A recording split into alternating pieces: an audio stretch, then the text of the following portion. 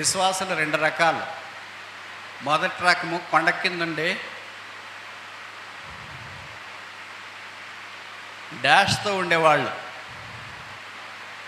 రెండవ రకము కొండ పైనుండే గొర్రె పిల్లతో ఉండేవాళ్ళు. విచిత్రం ఏంటంటే అక్కడ ఇద్దరే ఇక్కడ ఇద్దరే ఉంటారు. సగభాగం ఉన్నారు.